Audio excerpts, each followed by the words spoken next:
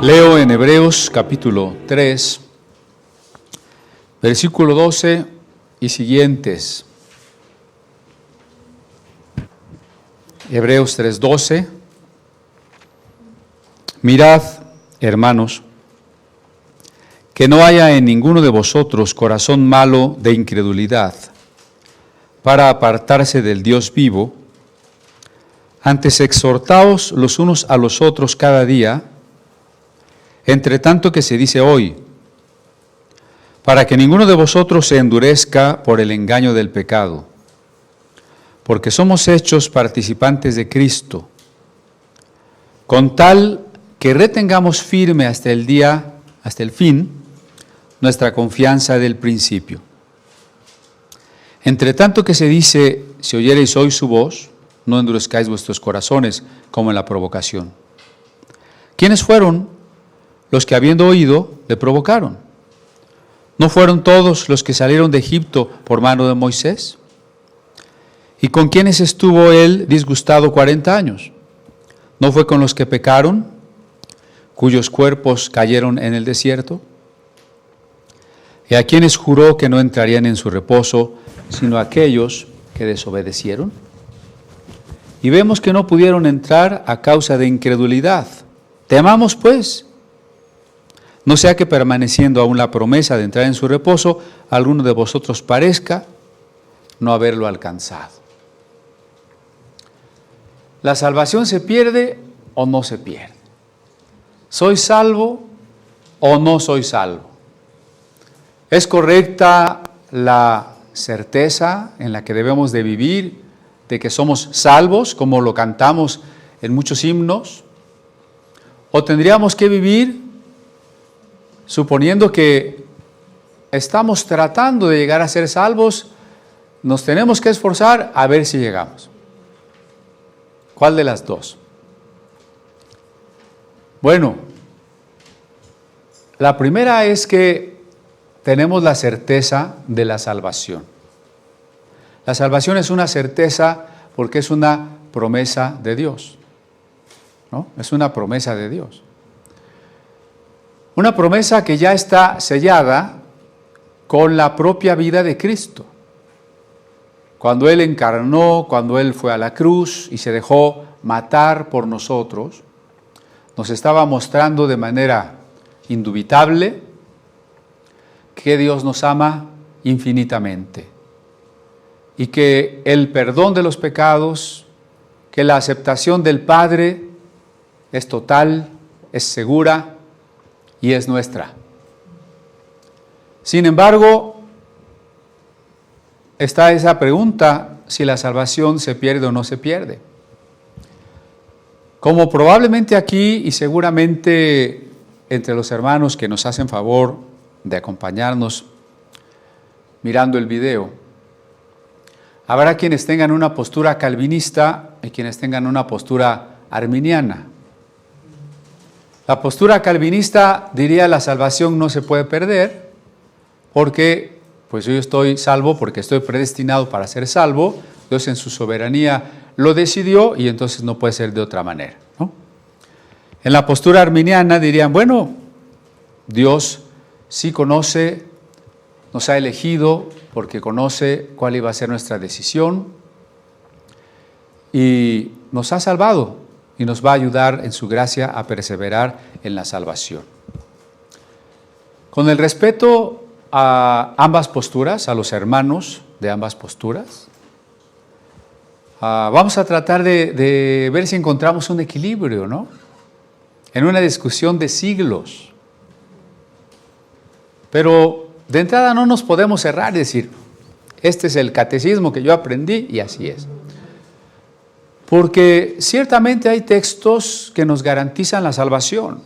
¿Quién nos puede apartar del amor de Dios? Ni lo alto ni lo bajo.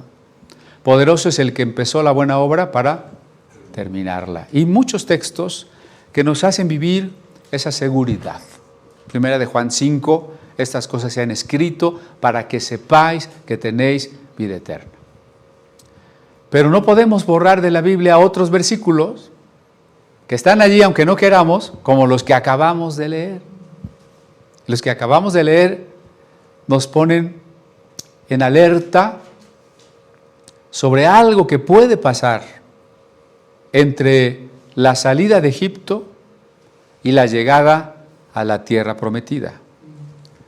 Todo este capítulo 3 y sobre todo el 4 va a reiterar ese peregrinaje de los que Dios redimió. Redimir significa sacar de la esclavitud. Los redimió, los sacó de Egipto, los llevó al Sinaí para hacer alianza con ellos y tenían como meta Canaán, la tierra prometida. Ahora bien, la mayoría no llegó. Ese es el punto. Dios los salvó de Egipto con la meta de entregarles Canaán. La mayoría se quedó a medio camino. Ahora, la carta a los Corintios, como la carta a los Hebreos, nos dicen claramente que esas historias son tipológicas y nos representan a nosotros. Por tanto, los que salimos de Egipto somos nosotros. Los que hemos sido redimidos por Cristo, sacados de la esclavitud del mundo, del reino del faraón, que es el diablo, el Señor nos ha sacado y ha hecho alianza con nosotros. Y nuestro destino, nuestra meta, nuestra esperanza, la palabra es esperanza, es la resurrección. Nuestro Canaán es la resurrección. No me interesa la tierra como tal y sus riquezas materiales. No me interesa un tour a Israel como tierra santa, sino el verdadero Canaán es la vida de resurrección. Pero si aquellos que nos representan se quedaron a medio camino, y el texto me dice que yo tenga cuidado, que escuche la voz para no quedarme a medio camino, entonces no es tan fácil la cosa. No es como decir, sí, ya soy salvo y haga lo que haga, me porte como me porte, pase lo que pase, yo soy salvo. ¿Sí me explico? Claro, está la otra postura legalista que supone que por cualquier error nuestro, nuestra salvación ya está en entredicho, ¿no? Vamos a tratar de ver ambas posturas. Hermano, como dijiste una mentira hace rato, si en este momento el Señor viene, te quedas. Entonces quiere decir que no eres salvo, ¿no? Como en la mañana te enojaste y ahorita te murieras, te vas al infierno. En esos ejemplos, mi salvación en realidad nunca es segura. Parece que dependiera más bien de lo que yo haga o deje de hacer. Y en iglesias pues más rígidas, ¿no? A ver, hermanas, traen aretes, pantalones, ustedes no son salvas, ¿verdad? Pero hay por ahí un versículo que está precisamente en Hebreos y dice, sin santidad nadie verá al Señor. Y el problema es que a veces se hace radicar la santidad, no en la santificación que Dios nos da, sino en la supuesta santidad que yo podría alcanzar por mis propios esfuerzos. Y entonces cometemos el error de suponer, si Dios me salvó por gracia, pero ahora yo tengo que llegar a ser santo por mi propio esfuerzo, y si no llego a ser santo, me voy a perder. Y en ese caso, pues la salvación de Dios, ¿en dónde queda, no? Si al final la confirmo, la logro o la pierdo porque no alcancé la santidad, entonces no hay ninguna promesa segura ni certera. Entonces no se trata de suponer que cada vez que le fallamos a Dios, perdemos la salvación. No. Porque mire, primero hay que entender qué sucedió cuando el Señor nos salvó. Por ejemplo, sucedieron muchas cosas, pero una de ellas nos convirtió en hijos suyos. Nacimos de nuevo como hijos suyos. Nos hizo parte de la iglesia del cuerpo de Cristo. Nos hizo templos del Espíritu Santo. Tomemos esos 3 puntos. Si cada vez que yo peco no soy salvo, y lo digo así porque hay quien se sorprende y dice, pero entonces tú estás diciendo que si alguien peca y se muere, ¿se salva? Y les escandaliza, porque pues, ¿cómo va a ser salvo un pecador? ¿No? No estamos diciendo, seguro que no estamos diciendo, que peque y que no hay problema, ¿eh? No estamos diciendo eso. No estamos diciendo que si peca no pasa nada, que Dios es muy bueno, que usted está perdonado, que como usted ya es salvo, que peque. Nadie está diciendo que pequemos. Estas cosas os escribo, dice Juan, para que no pequéis, ¿no? Eso quede claro. Pero si pecamos, no estamos perdiendo la salvación. Por un argumento que veremos cuando lleguemos al capítulo 6, donde dice que el que fue salvo una vez y ya no lo fuera, no puede ser salvo dos veces. Eso lo vamos a ver después. Pero de momento, imagínense, si yo ahorita dije la mentira y perdí la salvación por eso, entonces ahorita dejé de ser hijo de Dios, de ser templo del Espíritu y de ser parte del cuerpo de Cristo. Entonces quiere decir que a las 9 de la mañana yo era un hijo de Dios, a las 10 de la mañana ya no soy un hijo de Dios, a las 11 que confesé, otra vez soy un hijo de Dios. No puede ser. O sea, nací de nuevo y me morí, volví a nacer de nuevo 50 veces diarias, miles de veces en la vida. No, la salvación no se está perdiendo y obteniendo a cada rato. La salvación es algo que Dios nos dio el día que creímos. Ahí nos dio la salvación. Ahí nos hizo hijos suyos, nos justificó, santificó, redimió, nos hizo templos de su Espíritu, nos selló con su Espíritu. Es un hecho que sucede una sola vez en la vida y para siempre. Es como casarse, ¿no? Hoy se enojó con su esposa, ¿ya está divorciado? Al rato lo volvemos a casar. No se está casando y divorciando todos los días por cada discusión que tiene, ¿verdad? Un día se casó y ahora se aguanta. Para siempre. Entonces así es la salvación. Un día somos salvos para siempre. Por gracia sois salvos por medio de la fe. Entonces la fe es la manera, es la actitud, es el sí por el que se recibe el regalo de Dios. ¿Sí? ¿Recordamos eso? Que es parte de la enseñanza que hemos subrayado. La fe es la aceptación del regalo. Por eso, leamos varias cosas. En el 12 otra vez. Mirad, hermanos, que no haya en ninguno de vosotros corazón malo de incredulidad para apartarse del Dios vivo. Fíjense la admonición. Apartarse del Dios vivo. ¿Es posible apartarse del Dios vivo, sí o no? ¿De acuerdo al texto? Sí. ¿Qué nos apartaría de Dios? La incredulidad. Para quien dice que la salvación no se puede perder, va a decir, a ver, momentito. Si alguien se aparta de Dios, es que nunca fue salvo. Esa es una posibilidad, claro que sí. En las iglesias puede haber mucha gente que nunca ha sido realmente salva. Está allí, le gusta el ambiente, tiene sus amigos, le gusta la alabanza, le gusta caerse al piso cada vez que oran por ella, pero no es salva. Estamos de acuerdo en eso. Pero el otro punto es que también hay personas que, habiendo sido salvas, pueden apartarse. Para empezar, el texto les llama hermanos. Mirad, hermanos. Si fueran personas que nunca fueron salvas, pues, no, si se perdió es que nunca fue salvo, entonces no le diría hermanos. Le dirían, mirad, primos. ¿Verdad? Son hermanos, redimidos. Y están con Dios, ¿no? Pero el problema es que la fe se puede perder. La fe es como una plantita. O la hacemos crecer y se hace cada día más fuerte, un árbol de raíces profundas, de tronco grueso, o la plantita se puede marchitar, ir secando y de plano llegar a morir. Por eso la Biblia nos habla de crecer en la fe, de madurar en la fe, de que la fe viene por el estudio, la meditación de la palabra de Dios.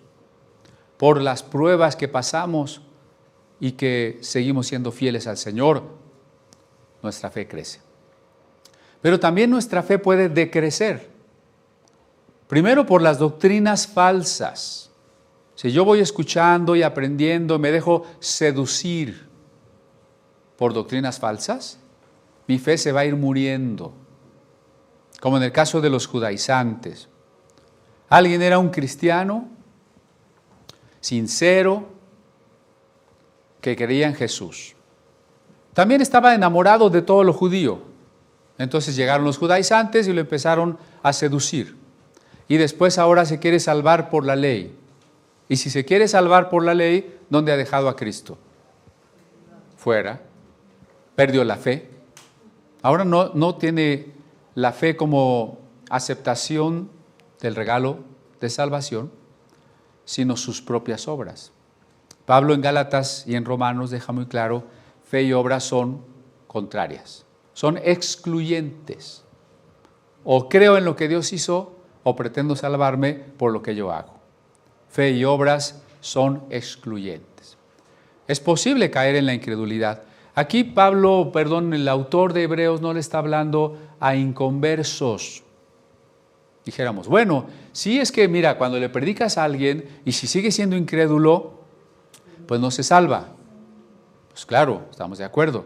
Pero no está diciendo eso, está diciendo hermanos y está diciendo apartarse. Solo se puede apartar el que antes estaba junto, ¿o no? ¿Qué necesitan para abrir la puerta? Pues que esté cerrada. ¿Qué necesitamos para apartarnos de Dios? Pues que no estábamos apartados de Dios, ¿sí? Entonces, le está hablando a hermanos que están con Dios. Y el siguiente verso dice, antes, o sea, en vez de apartarse de Dios, exhortaos los unos a los otros cada día, cada vez que nos vemos. Entre tanto que se dice hoy. Hoy. Mañana puede ser tarde, ¿no? Les pongo el ejemplo. Cuando yo era adolescente, una amiguita de la iglesia llevó a un amigo suyo ateo y esa tarde pues estuvimos discutiendo más de 2 horas si Dios existía o no existía, ¿no? Es difícil llegar a acordar y a convencer a la persona, no llegamos a un acuerdo. Ellos se fueron, ella se ausentó más de 3 semanas, cuando la volvió a ver, resulta que la ausencia se debió a que a los 2 días los habían atropellado. Ella había estado en el hospital y él había muerto. Entonces se fijan cómo dice hoy. El hoy es el tiempo en que podemos responderle a Dios. Mañana nuestro corazón ya se pudo haber endurecido. Mañana ya podemos habernos muerto. No sabemos. Entre tanto que se dice hoy. Y continúa el versículo 13, para que ninguno de vosotros se endurezca por el engaño del pecado. Para que ninguno de vosotros se endurezca. No endurezcáis vuestro corazón, decía el Salmo que cita aquí el autor. Para que nadie se endurezca. ¿Cómo se endurece el corazón? ¿Qué cosa endurece al corazón? El pecado, ¿no? Que no se endurezca por el engaño del pecado.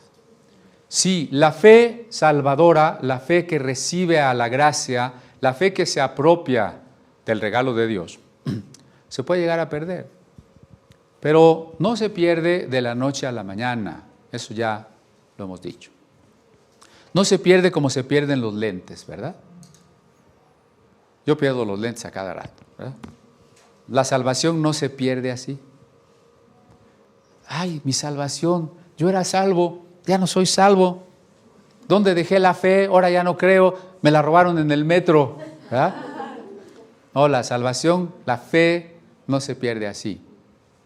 Sino que el corazón se va endureciendo, es un proceso muy largo, un proceso paulatino que se debe al pecado. Una cosa es pecar de manera puntual, circunstancial, y otra cosa es perseverar en el pecado. No es lo mismo. Es como si usted va por un camino y hay un charco de lodo y se ensucia, pues ya sale, se limpia, sigue adelante. Es diferente a si usted se acuesta allí, se revuelca y se queda ahí en el lodo, ¿no? Una cosa es pecar y otra cosa practicar o perseverar en el pecado. Así que cuando un creyente es maduro en la fe, puede llegar a caer. Es una experiencia cotidiana, ¿no? Hay una secta, y ahora anda muy alicaída porque varios de sus líderes están en la cárcel, ¿no? Por problema de unos orfanatos y todo eso. Ellos decían que el verdadero cristiano no peca. Y en los cultos se sentaban hasta adelante los que no pecan y son los que tomaban la cena del Señor, los que no pecan. Pues resultó que todos estaban muy pecadores, ¿no? Porque es una experiencia cotidiana que creemos en el Señor, estamos creciendo en el Espíritu, estamos siendo transformados, cada día estamos siendo mejores, pero seguimos pecando. ¿Quién no pecó esta semana? Alguien que no tuvo ni un pecado esta semana. ¿Todos tuvimos algún pecado? Qué bueno que nadie alzó la mano. Me hubiera yo asustado, ¿no? Pecamos. Pero si cuando pecamos reconocemos, confesamos, corregimos, entonces seguimos en el camino, ¿no? Ya insistíamos el domingo pasado que tengamos temor de las consecuencias también, porque no sabemos, pues es solo un pecadito, solo una vez, sí, aún así quién sabe cuáles sean las consecuencias. Pero lo que ahora quiero subrayar es que lo importante es que cuando pecamos lo reconozcamos y rectifiquemos. Es más triste, más grave que no reconozcamos que algo es pecado. Miren, es mejor decir, es pecado pero lo quiero hacer, que decir, no es pecado. Porque el que dice que no es pecado, ya se está justificando, ¿no? El que reconoce que es pecado aunque lo hace, tiene más esperanza, porque al reconocer que es malo, va a tener que llegar a confesarlo, se va a tener que arrepentir. Pero el que dice, no, eso no es pecado, y lo justifica y llama bueno a lo malo, tiene menos esperanza. Bueno, pero cuando pecamos podemos rectificar. 7 veces caerá el justo y 7 veces el Señor lo levantará. Si ustedes que son espirituales ven a alguien débil en una falta, restáurenlo, dice Pablo. Hay que restaurar. Pero ¿qué pasa si alguien no solo peca una vez, sino sigue pecando y pecando y pecando? Ahí es donde su corazón se está endureciendo poco a poco y su fe se está haciendo cada vez más pequeña. Hasta el tiempo, no sé, en cada caso, meses, años, su corazón se va a volver insensible y ya no va a creer. Y ya no va a creer. Ha habido mucha gente que se ha apartado de la iglesia. Todos hemos conocido gente que alguna vez estuvo fervorosamente participando y ahora no le importa. Pero no nos salgamos por el expediente fácil de decir, es que nunca fue verdadero. No, porque la Biblia no dice eso. La Biblia dice que pudo haber llegado a una dureza del corazón. Y si el corazón es duro, diremos, Dios no existe. Eso de la iglesia eran puras tonterías. Qué bueno que ya no voy. Me quieren buscar los hermanos, pero mejor me les escondo. Yo ya no quiero ni verlos, ¿no? Ya no nos interesa, ya no creemos. ¿Se acuerdan que el regalo lo recibimos por fe? Y si nuestro corazón se endureció y caímos en incredulidad, que decía el verso 12, entonces ¿qué pasa con el regalo? Pues ya no lo queremos. No tener fe es el equivalente de rechazar, de tirar a la basura el regalo. de no querer ese regalo. El verso 14 dice, porque somos hechos participantes de Cristo. No le está hablando a incrédulos, le está hablando a los que ya somos participantes. ¿En qué sentido participamos de Cristo? Somos parte de Él, de su cuerpo, tenemos comunión con Él, hemos sido insertados en su muerte y en su resurrección. Somos participantes de Cristo, ¿no? Sí, pero hay una condición. Ah, caray, ¿cómo? Si ahí está la condición. Con tal que es una condición, ¿o no? ¿Sí o no? A la salida de la reunión hay taquitos, con tal que paguen, ¿no? Hay una condición, ¿verdad? Ahora, ¿pero no la gracia es incondicional? Claro, la gracia es incondicional. ¿Por qué es incondicional? Porque Dios nos ama, seamos como seamos. Para que Dios nos ame, no tenemos que ser buenos. Para que Dios nos ame, no tenemos que ser exitosos. No tenemos que ser judíos. No tenemos que ser guapos, ni inteligentes, ni ricos, ni nada, ¿no? Dios nos ama como somos. Dios ama al mentiroso, al ladrón, al drogadicto, al asesino, al político, al violador. Híjole, está difícil, ¿no? ¿Los ama Dios o no los ama? Los ama. Pero ¿cómo Dios va a amar al pecador si está pecando? Ya insistimos en que no aprueba la conducta, pero ama a la persona. Cuando Cristo vino a morir por nosotros éramos pecadores, ¿no? En esto se hace grande el amor de Dios, Romanos 5:8, que siendo aún pecadores, Cristo murió por nosotros. Cristo no murió por los buenos, Cristo murió por los pecadores. Hace rato cantamos que la oveja se perdió y el pastor la fue a buscar. El pastor no está amando a las ovejitas obedientes ahí guardaditas, está buscando a la perdida. Cristo vino por amor a nosotros pecadores. Entonces la gracia es incondicional. Solamente que ese regalo no es obligatorio, no se impone.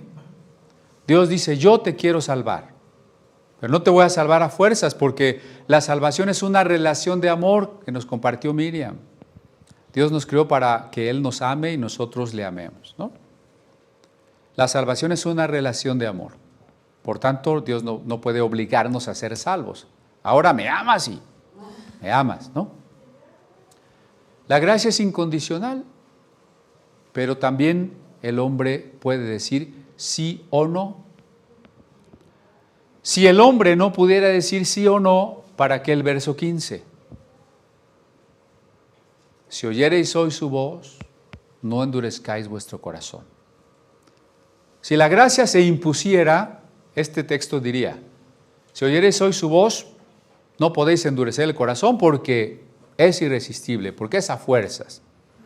Es más, entonces ¿para qué lo pongo, no? Borremos de la Biblia todas las exhortaciones, las invitaciones al arrepentimiento, porque la gracia es irresistible y ¿para qué me exhortan si de todas maneras estoy obligado? No, las exhortaciones y las invitaciones están allí porque el hombre decide. Una vez que Dios ha tomado la iniciativa,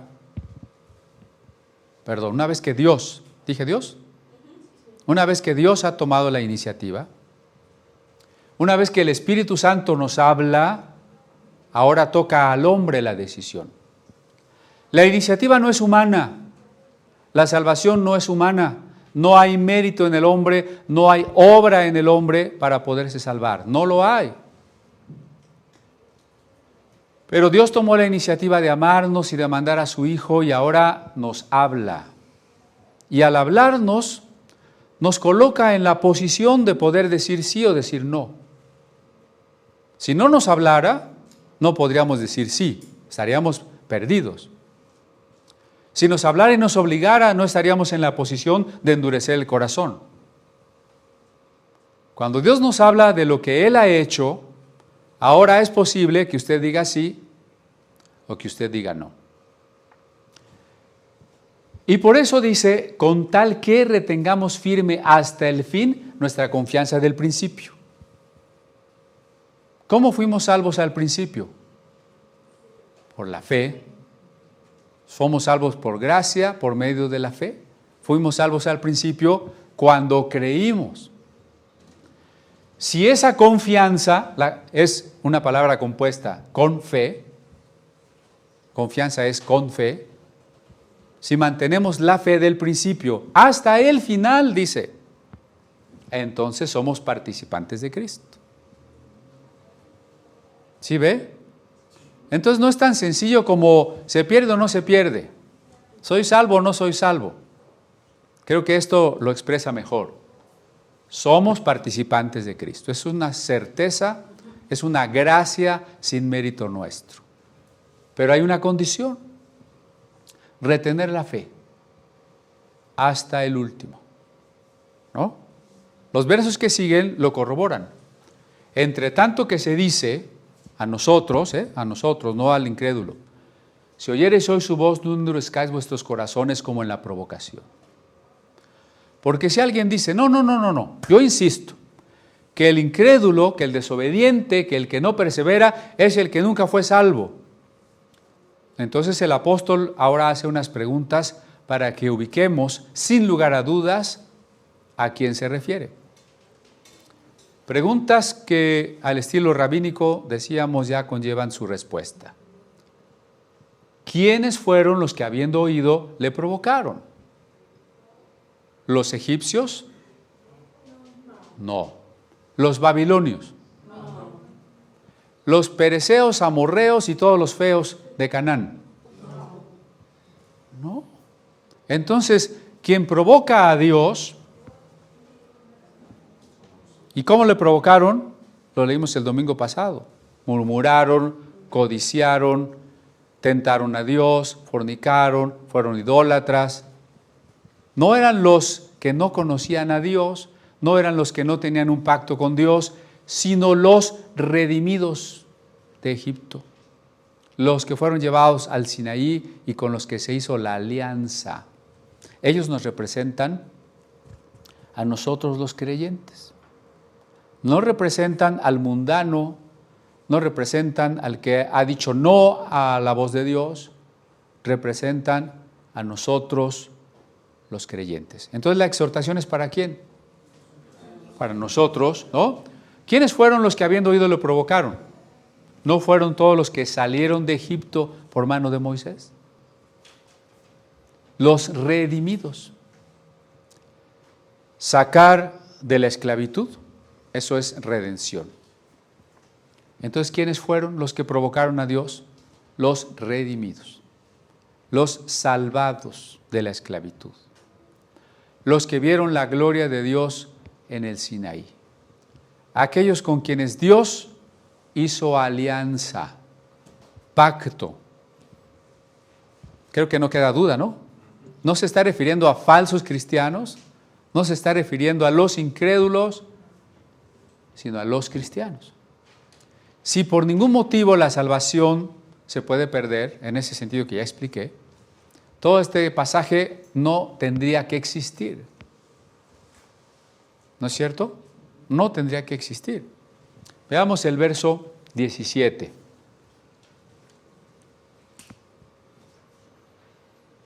¿Y con quiénes estuvo él disgustado 40 años?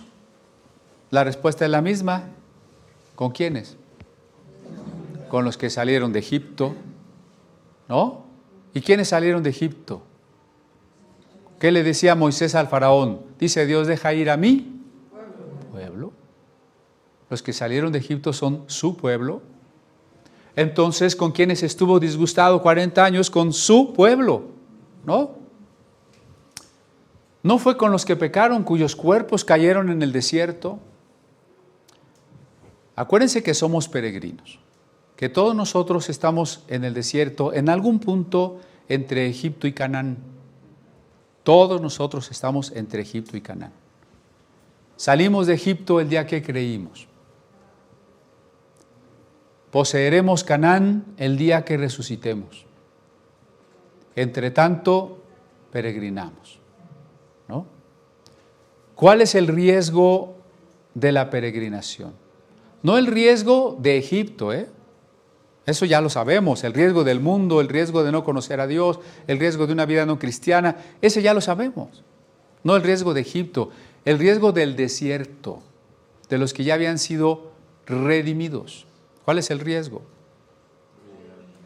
Caer en el desierto. Entonces, ¿se puede caer en el desierto y no llegar a Canaán? Si alguien me dice que no, pues que borre Éxodo, Números, Josué, Hebreos y no sé cuánto, ¿verdad? No, no se puede. ¿A quiénes juró que no entrarían en su reposo? ¿A esos malvados egipcios que los venían persiguiendo? ¿A quién se le juró? Ahora no van a entrar. Así como les juró el pacto y la tierra, ahora les juró, pues no van a entrar. Pues aquellos que desobedecieron, que son su pueblo, que son su herencia, que son los miembros del pueblo del pacto. A ellos les juró Dios. Y no porque Dios se arrepienta, eso debe quedar claro. Acuérdense que el riesgo para la salvación no está en Dios, no es cosa de Dios. Que digamos, bueno, yo sí creo que soy salvo, a menos que Dios a la mera hora diga, no, ¿sabes qué? Siempre no. ¿Podría decir Dios eso? O que Dios diga, pues yo te amaba, pero ya no te amo. ¿Puede ser? ¿No? De ahí la certeza que expresa Romanos 8. ¿Qué nos puede apartar del amor de Dios? Y luego pregunta o afirma, ni la vida ni la muerte, ni lo presente, ni lo futuro, ni lo alto, ni lo bajo, ninguna cosa criada. El diablo no nos puede apartar del amor de Dios. Los demonios no nos pueden apartar del amor de Dios. Ni mis fallas, ni mi familia, ni el mundo, ni que yo me muera, ni que me maten, nada me puede apartar del amor de Dios. Dios siempre me seguirá amando. Pero hay una cosa que me puede apartar del amor de Dios.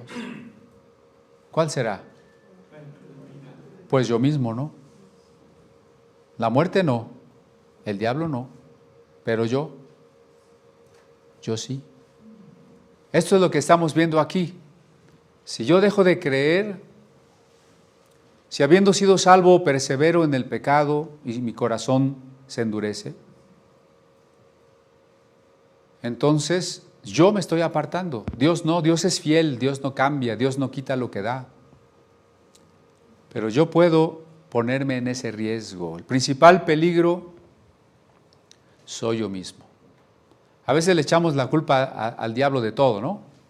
¿Quién tuvo la culpa de que Eva pecara? Pues la cochina víbora.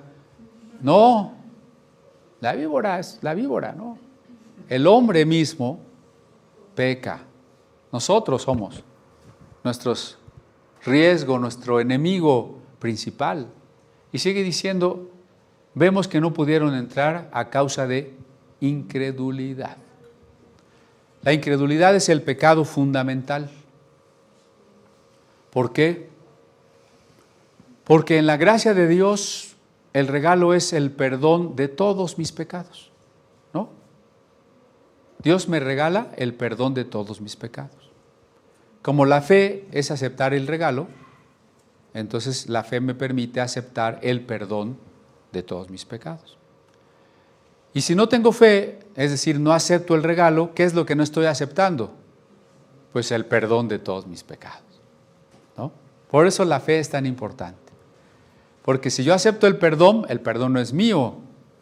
Y si yo no lo acepto, entonces todos mis pecados siguen conmigo. Por eso la fe es fundamental. Y la incredulidad es un pecado fundamental. Es como en otro pasaje se le llama blasfemia contra el Espíritu Santo y en la carta de Juan se llama pecado de muerte. Aquí se le llama desobediencia o incredulidad. Pablo le llamaba apostasía. No es cualquier desobediencia. Aquí el término se refiere a la desobediencia de la apostasía, al momento de decir, ya no creo. ¿Y cuál es la voluntad del Padre? Decía en el Evangelio, que crean en ti. ¿Y quién es el que está salvado? El que ha creído que Jesús es el Hijo de Dios. ¿Y quién es el que ya está condenado? El que no ha creído que Jesús es el Hijo de Dios. Entonces, por medio de la fe, recibí la gracia. Pero si yo caigo en la incredulidad, estoy dejando mi regalo. Y mi regalo implica el perdón. Y mi regalo implica la promesa y la certeza de la vida eterna.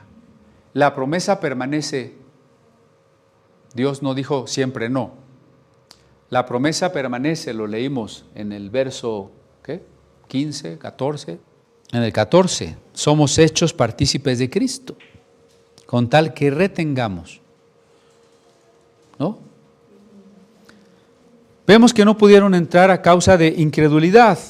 Y leí también el primer verso del verso 4, porque acuérdense que la Biblia no estaba dividida en capítulos y versículos, ¿no? Temamos pues, no sea que permaneciendo aún la promesa de entrar en su reposo, a alguno de vosotros parezca no haberla alcanzado. Entonces,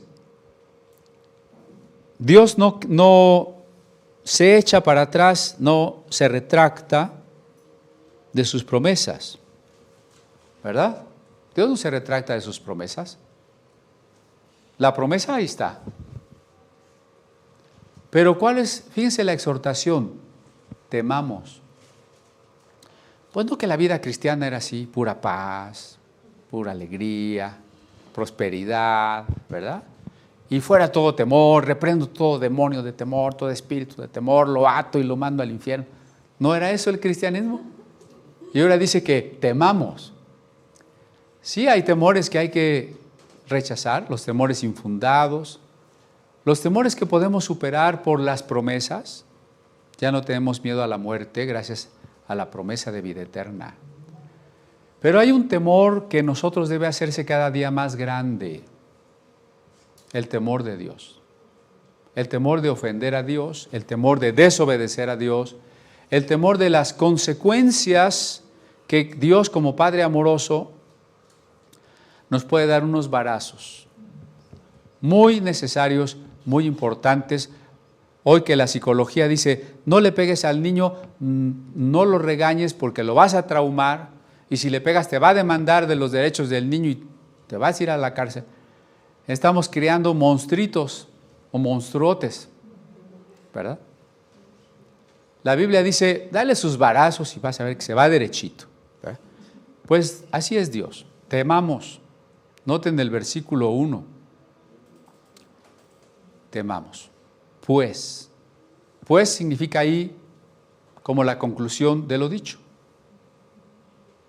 Si quien endureció el corazón no entró a la promesa, no obtuvo la promesa, no llegó a la meta, se quedó postrado en el desierto, y a los que les pasó eso nos representan, son un ejemplo de nosotros, temamos pues.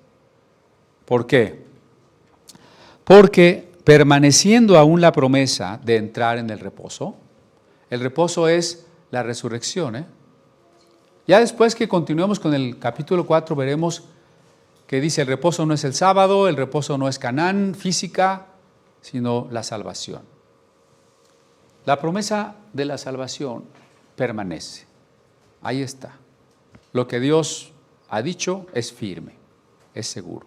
El problema no es Dios, sino que alguno de vosotros parezca no haberlo alcanzado. ¿Por qué?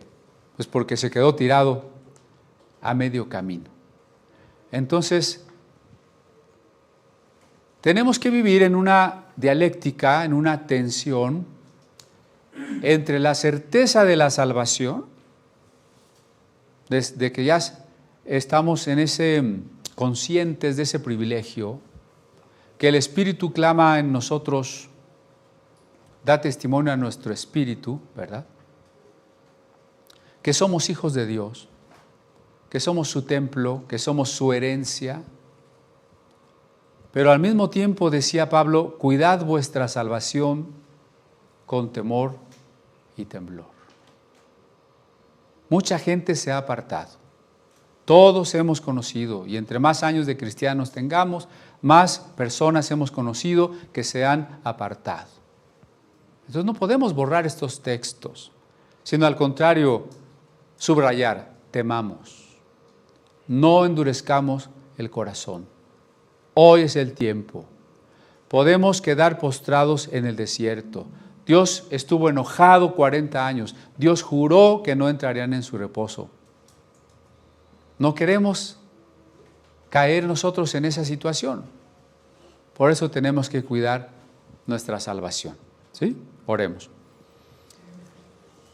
Gracias, Señor, porque nos diste una salvación inmerecida, porque moriste en la cruz por amor a nosotros y porque ahora, al aceptar tu regalo, tenemos la promesa, la esperanza y la certeza. Ayúdanos para que esa fe con que nos acercamos a ti permanezca. Que no sea desviada y que nuestro corazón no se endurezca, no se insensibilice por el pecado, hasta llegar al punto de ya no creer y por tanto rechazar el regalo. Por el contrario, hoy queremos decirte que escuchamos tu voz, que somos tuyos, que nos entregamos a ti y que anhelamos permanecer en esa promesa cierta con que tú nos esperas en la resurrección. Te alabamos y te damos gracias para que cada uno de los aquí presentes esté también en la vida eterna. Podamos encontrarnos, abrazarnos y saber que no faltó ninguno. En el nombre de Jesús.